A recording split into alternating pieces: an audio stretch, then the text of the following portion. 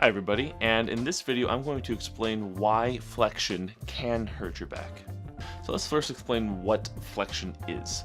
Flexion is essentially bending forward, so that motion is called flexion, and going backwards is called extension.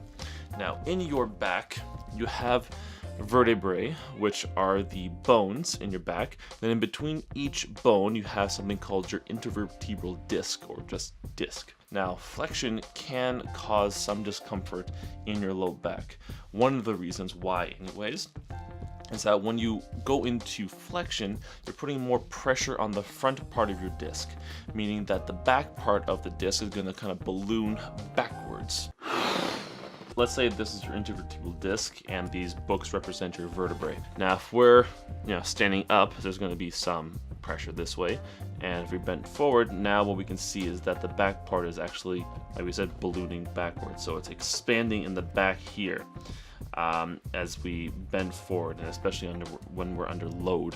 So what this does anyways, puts a lot of stress and tension on this most posterior portion of the disc, and over time anyways these can cause a little bit of fraying of some of these fibers that are back here, and that can be very painful for the low back. So the solution is to not go into this posture as often. So making sure that when we're doing our movements that we're staying ideally within a more neutral posture most of the time anyways. Of course there are many exceptions. You're never going to not go into this posture. You still should go into this posture every now and then, just to make sure that you still maintain that movement and the pliability in your low back, but you don't want to be necessarily always overloading this all the time, because again that can cause a lot of discomfort in the low back here.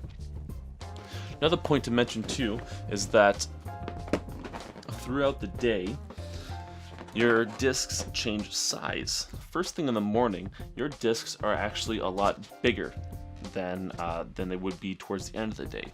The reason for that being is that we call discs hydrophilic, meaning that they like water.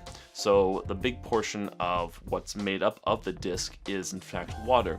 So when you're sleeping at night, gravity is no longer pushing down on these guys all the time, so they're able to plump back up. And when they plump back up, now they're this big, not really this big. They're going to be a lot bigger first thing in the morning. So it's all the more important to maybe avoid this flex posture, because now we're already going to be under a lot of tension this way.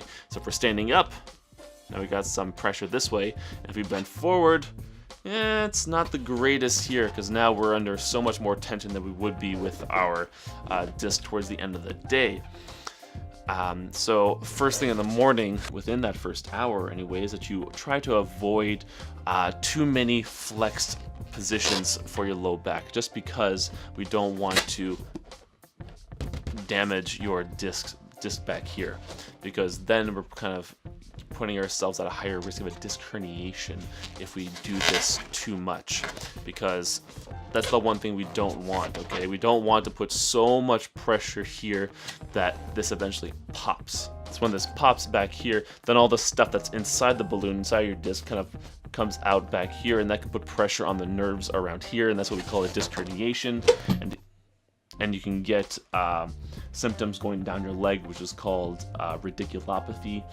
Long story, we're not going to go into that right now, but that's one of the reasons why you can kind of get that issue. So like I said, if you go too far forward like this, it's going to pop. I'm not actually going to pop it because my baby's sleeping in the next room and it's literally 5 in the morning, so I'm not going to wake her up. So to recap, within the first hour of waking up, your discs are nice and plump, so you really want to try to avoid too much flexion forward within that first hour, and instead wait till after an hour until your disc's gotten some of the water squeezed out of it, so to speak, from gravity doing its work, before you can move this a little bit more freely without putting too much pressure on your disc. So that's it. If you enjoyed this video and got something out of it, please give it a like. Please subscribe to my channel. I really appreciate it. And we will see you next time.